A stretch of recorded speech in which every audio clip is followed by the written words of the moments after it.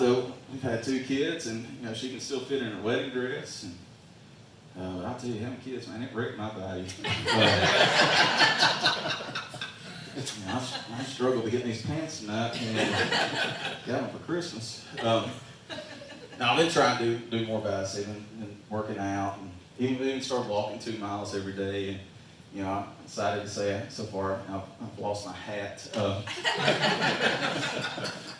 I think I set it down at McDonald's, and the reason why I like going there is I'm not tempted. I'm not tempted to eat ice cream because the machine's not going to be working.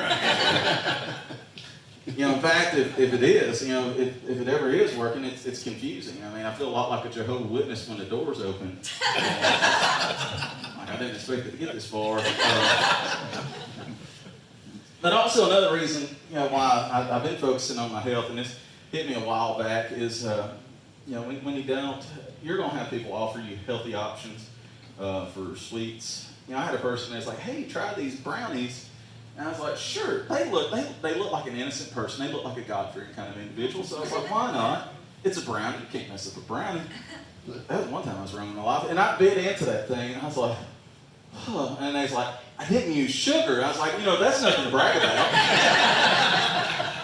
I was like, what is this? Like kerosene? They're like, no, it's avocado. And I'm like, oh. You can't lick concrete enough to get that taste out. And another thing that really kind of motivated me to start doing some work, trying to exercise. I have lost about 20 pounds, which is exciting. Yeah, thank you. Here's something I found out. When you lose 20 pounds, there's a different reaction when you're talking about losing weight and losing a child. But I found out if I laid in bed too long, I would wake up, my back would be out. And I was like, if you get injured sleeping, it's time to do something.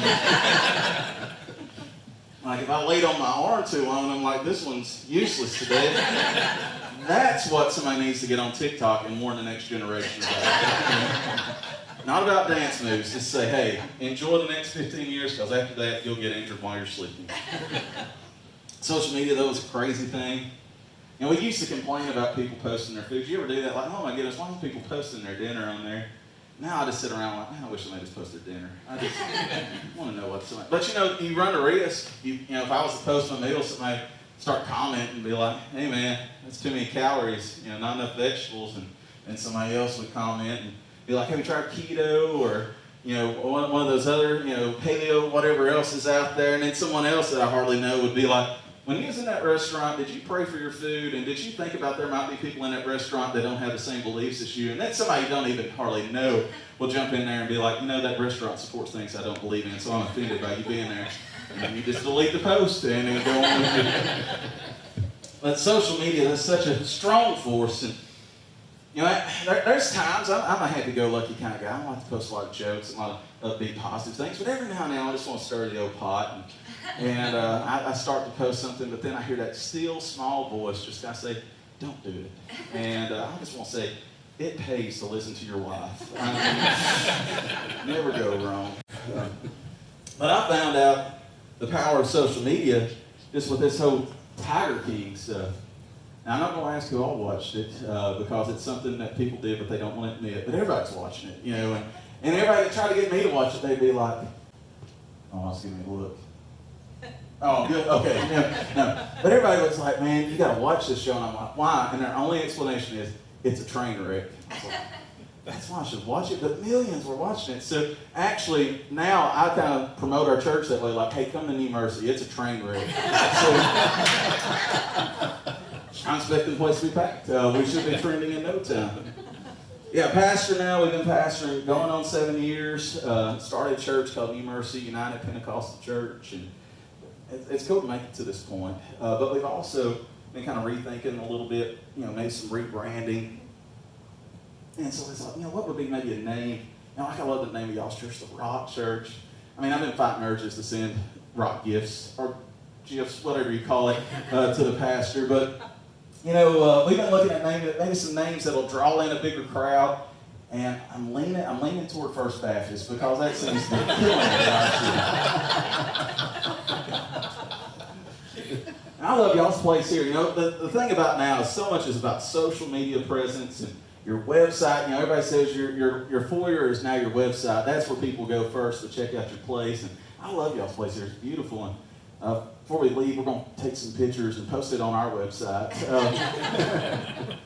Now you're probably thinking that's a bait and switch, but it's really, you know, it's really no different than single people using filters on social media. So when I was in college before I got married, we really only had one filter.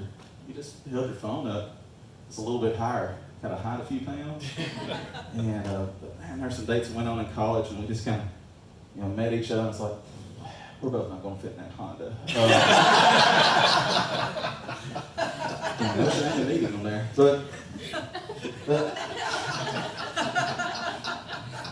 so, talking about with planting a church, pastoring a church, you know, for my wife and I, you got to be creative. And I found out one thing, the scariest thing that anybody can ever say to me is when they show up at my church and they're like, hey, my pastor gave me his blessing to come be part of your church. I'm like, oh, Lord, what are we getting into? And so, you know, you just have to be creative, whatever.